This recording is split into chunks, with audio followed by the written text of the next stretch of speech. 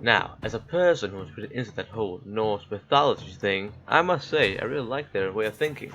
Instead of turning the other cheek when someone hurts you, you just hurt them back. Doesn't hurt your reputation or your honor, that's your thing. The Vikings were pretty revolutionary in many things, like boating, and exploration. Don't you mean conquest? But when it comes to the religion, then it's pretty clear how much beer and meat they actually drank back in the day. I personally would say that the thing that is most bizarre about this whole mythology has to be their cosmology. Back in the day, before a deep and complex exploration of Earth and space, people had to find an answer to what that great nothing up in the sky actually was at night. Was it God's canvas? Is it the souls of the fallen kings? Or was it a fucking tree? What is Earth? A giant turtle? God's greatest creation? Or a dead troll with a worm in it? Yeah, it gets pretty fucking insane from here on out. Also, be prepared, because it gets pretty brain melting from now on, so don't ask too many questions, because if you do, you might begin to lose brain cells. So let's just unravel this beast from one place at a time, slowly.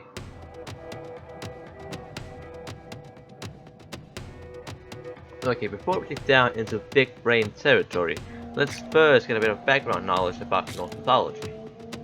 Generally, these places in Norse mythology have Norse names. You're surprised? Which, when translated, becomes pretty easy to remember. Most of these words, yeah, there's more than one world, is called things like Home of Fire and Middle Realm. So let's learn a bit about Old Norse, okay? So Heim means home and Gor means realm. That's it. Lesson's over. You're a Viking now. From now on, it should be a lot easier to understand what these names are. Also, if you're Danish, Norwegian, Icelandic, or Swedish, these names shouldn't be too hard to understand. I mean, they are in Nordic languages, and this is Old Norse, so it's just the same, just older. Other than that, this isn't going to be normal cosmology. No, the Vikings didn't really care about stars, planets, and moons, but rather that giant fucking tree in the middle of it all. There's also more than one world, Earth, well, there's 9 in total. They've never seen them, but they're there, don't worry.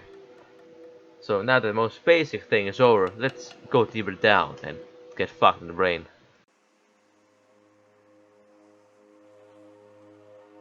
Yggdrasil, also known as the World Tree, is not only in the universe of Norse mythology, but it is the universe of Norse mythology. Basically, Norse cosmology for you. It is in this tree that all 9 worlds lay. All from fire and ice, trolls and gods, Vikings and slaves, dwarves and elves, all live in the tree of Yggdrasil. Also, wildlife in itself lives around the twigs and branches of Yggdrasil, like deer, eagles, and dragons. You know, wildlife. Yggdrasil goes by many names, like the World Tree, the Tree of Living, Faith Tree, the Tree of Faith, and can even be translated into the Terrible Horse. Terrible referring to Odin, so Odin's horse. A tree is called a horse. This sounds like a weird kindergarten project. Look, I made it. Horse. It's a tree, darling. Horse. A tree. And if you're wondering what type of tree we all live in, it's an ash tree. Now, don't think too hard about that, since forests, mountains, and, well, everything that isn't an ash tree becomes a mystery.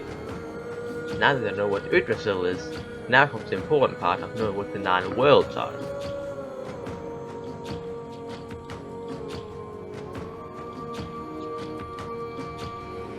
Now, when it comes to the 9 worlds of Norse mythology, there's a bit of a problem when it comes to listing them, and that is that we don't know what they were with 100% guarantee. You see, Vikings wasn't that great of writing important things down, like history and mythology. When they finally wrote something down, it was something along the lines of Mikael have risen the storm because it's very epic. Shout out to Henrik. No, they instead did it verbally, where you would hear tales of the great North through the elders of the tribe. It's like I say, the Vikings did not write history, they made history.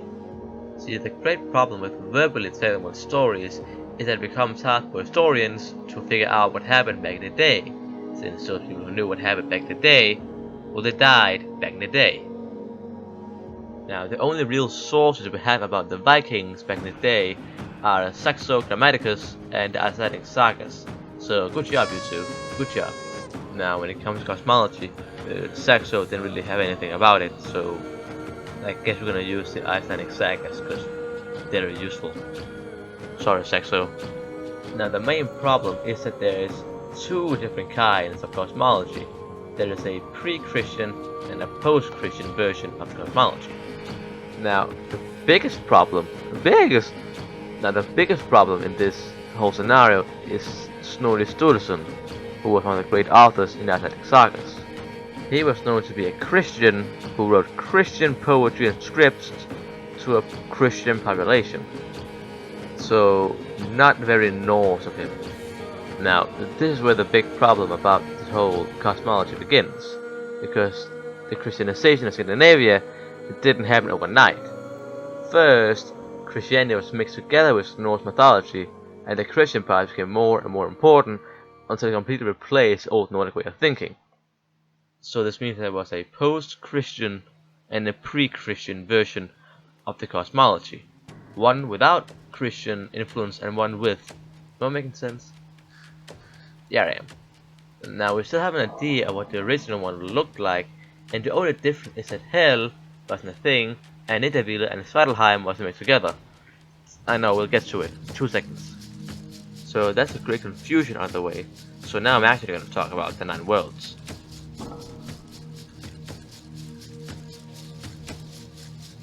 So since there are 2 different views on the 9 worlds, I'm just going to talk about both sets of worlds, both pre and post-Christian, just so nothing gets left behind.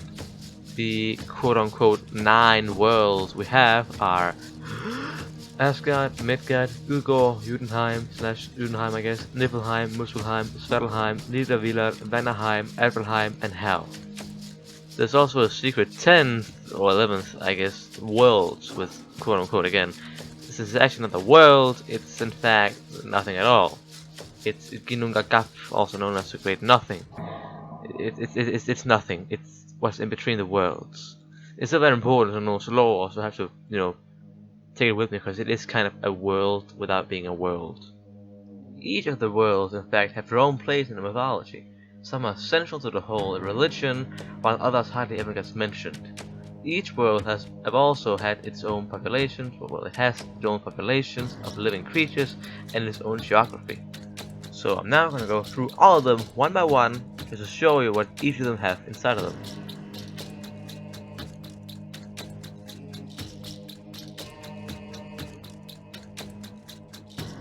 Asgard, or Asgård as it is known in Danish, is the world of the Aesir. Aesir? Those guys.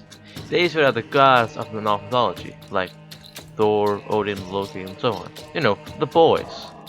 This place is described as a beautiful place with mountains, forests, and of course the great fortress of Valhalla, where people go when they died in battle or had a reputation of being a great warrior.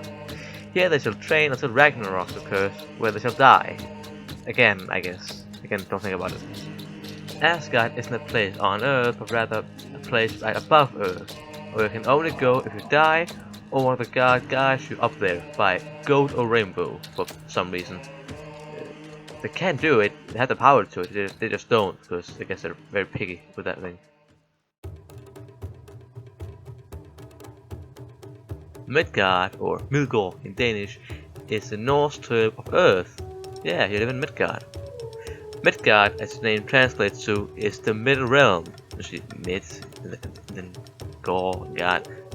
See, you get it now.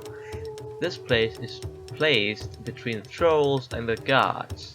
So in a way, us people, hierarchy speaking, are above the trolls, yet under the gods. Midgard is also shaped in a specific way. First of all, it's flat. Yeah, Vikings are flat earthers. But besides that, it has a barrier around the edge of the world, which is supposed to act like a great wall against the trolls. But I guess there's a leak problem here and there. Even though the wall isn't perfect, we are still protected here in Midgard by Thor himself, who is also the protector of humanity. Now this place has 2 names, Udgård and Jotunheim. Udgård means outer realm, and Jotunheim means home of the trolls. Now these trolls have 2 names. Trolls, which is the direct translation to English, and Jætter, which is the old Nordic way of saying trolls, but also the Danish, so that's actually the Scandinavian way of saying it. If you're wondering where you are, these trolls are the bad guys of Norse mythology. They want to sneak through Midgard into Asgard where they want to wreak havoc. But thankfully, Thor protects us by electrocuting all those trolls who go through.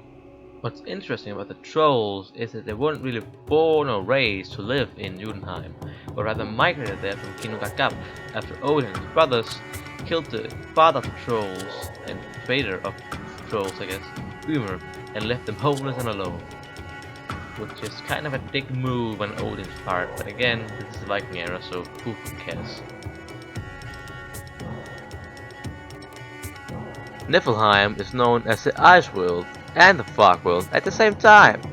The weird part being that it's even called just World of Fog, as Nifl means fog, which is weird considering the fact that it's mostly ice and a little bit of fog. But again, don't think about it too hardly. This place is filled with everything cold, from ice to snow to frost to the heart of woman. This place was one of the first in Norse mythology actually. It started as the northern part of the Great Nothingness, but slowly became more and more cold until frost formed, which then grew into giant wastelands of snow, which we now know as Niflheim. The dragon Nidhugg also lives in Niflheim, near the well of Vegelmir. Near the well there, where all rivers in Yggdrasil flows from. Got that? Good. There's a test at the end, you better write notes. Muspelheim is known as the World of Fire, and is basically the opposite of Niflheim. This is therefore the place of everything hot, all from fire, rivers of lava, endless sparks, and me. Haha, cause I'm hot. This place was also one of the first in Norse mythology, as the most southern part of the Great Nothingness.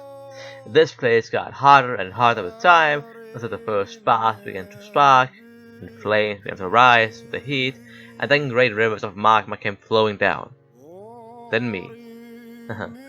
Now, instead of having a cool dragon like Niflheim, Muspelheim has an entire population of people called Muspelfolkets, or Muspel people, who are trolls, but they're fire trolls. Now, these fire trolls aren't to be taken lightly, since they will burn the entire world down into ashes during Ragnarok. That's lore. We're going to burn. This is an interesting place to talk about, not because of what's inside the world, fuck no, it's actually kind of boring as hell, but rather how it came to be, or rather what it could be. This is a world which has gone through the most changes from pre-Christian to post-Christian Norse mythology. Originally, it is known as the home of the Dark Elves, and that's it. It is known to have been mentioned in the tale where Loki cuts off Sif's golden hair, but that's the only thing it's known for. The only thing is a tale about hair, and then Dark Elves, cause itchy. So in the post-Christianization of Norse cosmology, not mythology, it's cosmology, Svartalheim gets mixed together with the world of Nidavellir, which we'll talk about in a second, for one reason or another. Some sources say it's because Snorri Sturluson, that Viking poet guy, confused the two worlds with each other and just made them into one because fuck it. Others say it's because he wanted to fit hell into the 9 worlds without making it into the 10 worlds, so he had to do some tricks which ended up with this. As you can see here, Svartalheim might be the most irrelevant of the worlds, as there is hardly any tales about it, and that it can be even mixed together with another world without people really caring. So, yeah. Nidavellir is a world filled with mountains, rocks, and caves. It is known most for being the home of the dwarves. Dwarves actually play a central part in Norse mythology, especially compared to elves and fairies and whatnot. Dwarves are known to be great at many crafts like blacksmithing, mining, and builders. They are also famous for their many inventions like Mjolnir and Gleipnir. In terms of Norse dwarves, they are small people with white skin, black hair/beard, and they can only be men. There is no female dwarves, they do not exist. Now again, don't think too much about that. thinking twice about things apparently it was not a thing they did back in the days of the Vikings. I mean, are they just do they live forever then, or do they just reproduce by two dudes banging? Because if there can't be a female, then how? Oh, I'm thinking too much about this. God damn it! Dwarves live in the rocky mountains of Nidavellir, where they live underground in halls and mines. And yes, this is also where the dwarves and the Lord of the Rings come from.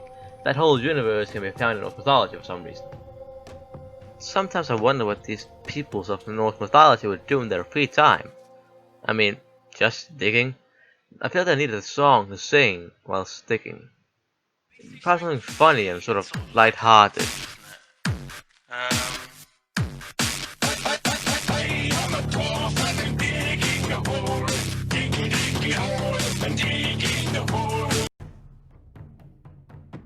Danheim is the home of the Vanir. Who's the Vanir, you might ask? Well, it's the other sets of gods in Norse mythology. Yeah. Gee, Thor, how come your mom did you have two sets of gods? Nu skal jeg fortælle noget omkring guderne, lille ven. The two gods, or sets of gods, the Vanir and the Aesir, isn't really in that great of a place right now. They did have that war, which really soured their relationships, I would say. Right now they're in an okay kind of relationship where they don't want to kill each other, but they also don't want to be friends. Two of the Vanir, Freya and Frey, actually lives with the Aesir in a kind of half peace treaty, half endless hostage situation. Vanirheim in itself isn't actually that important. We don't even know how it looks. We just know it's filled with the second rank gods.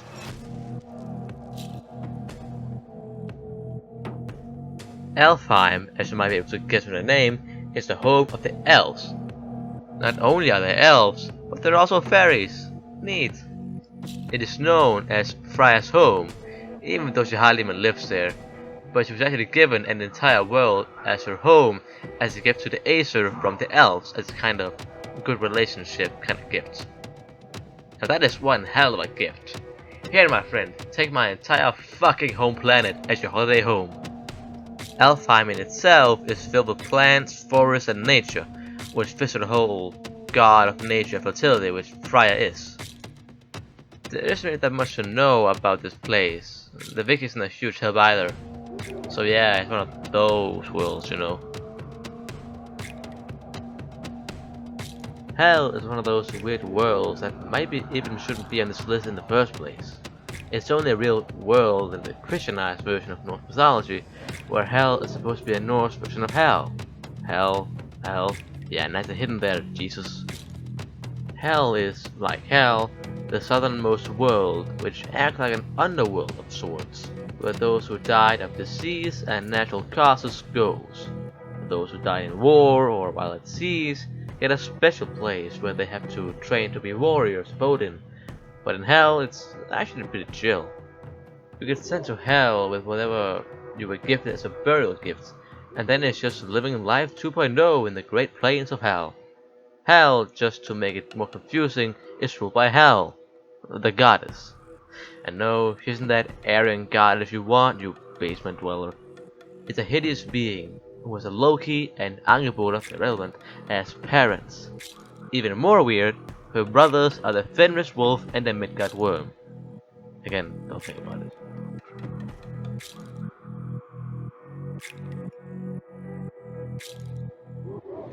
Ginnunga Gap, also known as Great Nothing, is a realm that is, as I said before, not really a world at all, but rather nothing.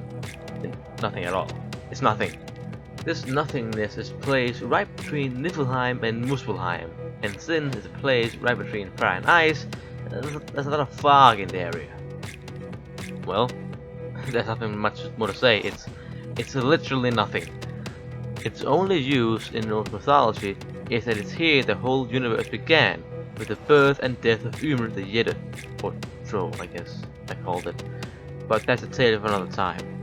But yeah, from nothing to everything. That's kind of poetic, at least I'm a barbaric seafaring warrior.